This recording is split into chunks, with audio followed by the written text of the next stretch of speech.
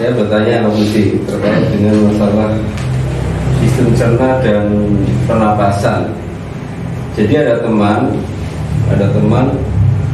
dia pernah cerita, ini nelayan ini ya, dia biasa kalau di nelayan itu yang mesinnya itu bawahnya itu kipasnya kan kadang-kadang kena sampah-sampah jadi nggak bisa jalan, itu kan harus diselami gitu. Terus kalau ke sumur juga dia pernah cerita terkait dengan masalah nafas. Jadi dia bisa mengambil nafas kok nyelam dengan waktu yang lama kok kuat. Padahal standar kita itu ya 1 menit aja udah luar biasa susahnya ya menahan nafas itu. Dan itu katanya kok cintanya nafas yang katanya bisa bisa tahan di sana, terus bisa sampai ada yang ngomong sampai setengah jam itu ya. Apakah ini benar apa enggak ya? Jadi katanya napasnya lewat bubur apa itu katanya mengeluarkan itu. Oh, alam jawab ini. Kalau ada yang cerita kayak gitu, ini pengalaman yang di nelayan itu. Terus kemudian kalau lambung panas ini apakah yang luka lambungnya atau ada punya efek khususnya yang juga kena luka? Mohon penjelasannya. Jadi begini, kalau disebut pernapasan di dubur ya logikanya nggak masuk gitu. Istilahnya kalau dubur bisa istilahnya bisa tahan itu napasnya ditahan gimana gitu. Terus bernapas menggunakan apa? Kalau melihat dari polanya pernapasannya cuma satu, dari paru, bukan dari tubuh, bukan dari ini. Kalau ini ya, nah mungkin ini gambarannya. Jadi orang ini mengambil napasnya itu banyak. Tadi yang saya katakan perutnya itu ya cukup kuat sehingga parunya itu bisa ngembang-ngempisnya karena terlatih. Ngembang-ngempisnya itu bisa bisa diatur. Jadi ngembang-ngempisnya itu dia bisa besar, dia bisa kecil. Jadi masa untuk menampung oksigennya itu tinggi. Nah, ketika membuang, dia modelnya mengambil sekuatnya, kemudian buangnya itu sedikit demi sedikit. Kayak ada orang yang pernapasan dengan pernapasan panjang, dia bisa ngambil, buangnya itu bisa panjang banget, bisa semenit, 2 menit itu teratur sedikit deh. Atau dia menghirupnya sedikit-sedikit. Itu kalau dulu saya sering latihan itu bisa panjang, ngirupnya panjang, buangnya juga panjang. Makanya zaman dulu ada yang menggunakan metodenya kan, karena ini suruh wiridan. Jadi sekali wiridan itu ngambil terus buangnya itu panjang. Jadi sekali satu napas itu dia bisa misalnya Al-Fatihah sekian kali gitu. Bahasanya kayak gitu. Dipakai di situ. Orang-orang zaman dulu kalau berlatih napas itu pakai itu daripada nggak mikiri yang lain itu. Hanya diarahkan ke sana. Itu bahasanya seperti itulah. Ya, walaupun sebenarnya tuntunannya kan tidak ada gitu. Cuma kalau saya lihat itu orang zaman dulu metodenya begitu. Daripada mikir yang lain supaya terselimurnya itu jelas, hanya pakai ya sudahlah kamu wiridan aja gitu daripada mikir yang lain. Jadi tetap ada kaitannya dengan perut ya? Iya. Kembang kempisnya. Kalau ini menurut saya, kenapa? Kan nggak logis kalau dubur itu ngisep kemudian nampungnya gimana? Itu nggak logis itu. Tapi kemampuannya dia mungkin ya, ketika dia apa? Dikeluarkan. Mungkin duburnya juga kembang kempis, jadi seolah itu ngambil napasnya di situ. Tapi kalau melihat sistem tubuh manusia itu tidak logis.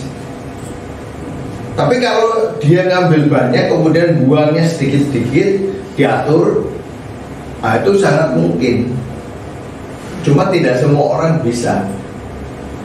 Kenapa? Orang itu susah ketika dia menyelam, kemudian cepat hilang ya. Itu kenapa? Satu, panik. Begitu Anda panik, tidak bisa ngatur lagi. Contoh ya, saya pernah berenang kayak kata. Itu saya nggak mikiri sampai. Jadi saya bisa berenang, tenang, cuma lihat. Jadi menikmati perjalanan berenangnya itu bisa 10 kali, 20 kali bolak-balik gak capek. Gak ada rasa capek, kenapa? Kita ngatur. Begitu panik itu langsung tenggelam.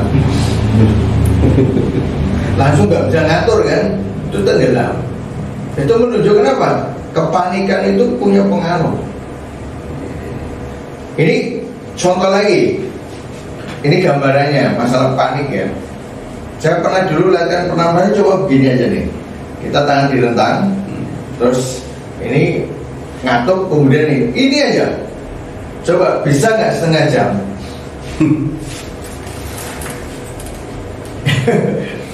Itu 5 menit aja sudah bergetar, capek sekali. Nah, saya bisa setengah jam waktu itu. Caranya apa? Menikmati. Jadi jangan dipikirkan lelahnya, dinikmati. Hanya bisa pelan sekali, bisa ini dan sebagainya. Terus ketika ini lelah, hilang lelahnya. Tapi begitu pikiran masuk lagi, panik, langsung tidak kuat. Nah, itu yang dimaksud. Mungkin ketika dia menyelam, dia tidak panik, kemudian dia betul-betul menyimpan, kemudian dia diatur, bisa ngatur. Makanya orang zaman dulu ketika pernapasan itu bisa ngatur aliran darah di jantung itu, mau cepat mau lambat dia bisa. Misalnya dipercepat, nanti dilambatkan sama dia sampai selambat-lambatnya. Itu bisa.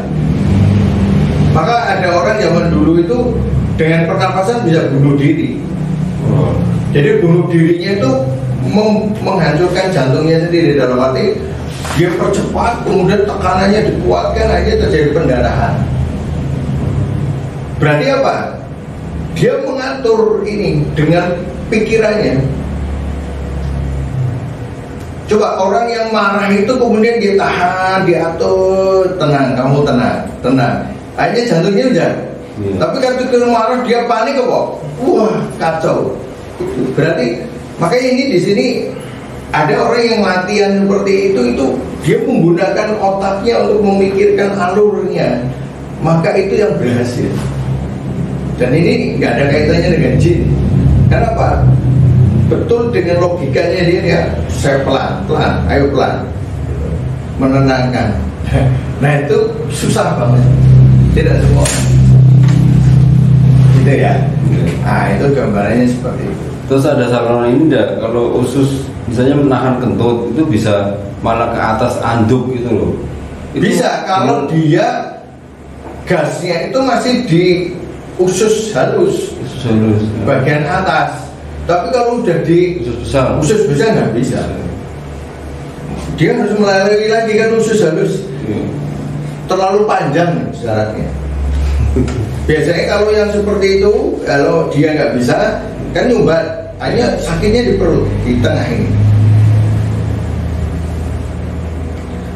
Kalau misalnya dia nahan, kemudian di sini juga sakit sampai ke lambungnya, berarti ada 2 gas yang ada di atas dan yang di bawah.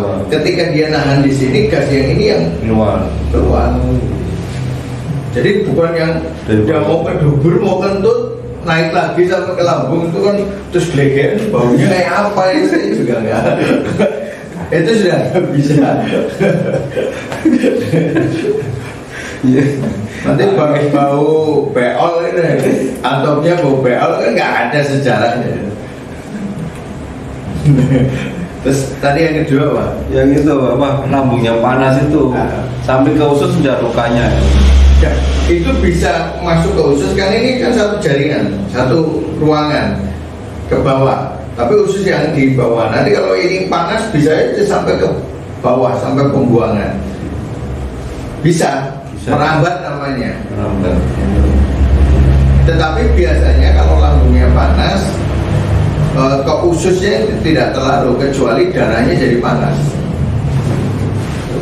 Karena sirkulasi yang paling banyak itu pembuluh darahnya itu kan di usus halus. Nah itu kalau darahnya panas, usus halus jadi panas. Jantungnya panas, darahnya panas, usus halus itu akan panas. Itu seperti itu. Nanti dibahas di pas usus halus kaitannya dengan jantung.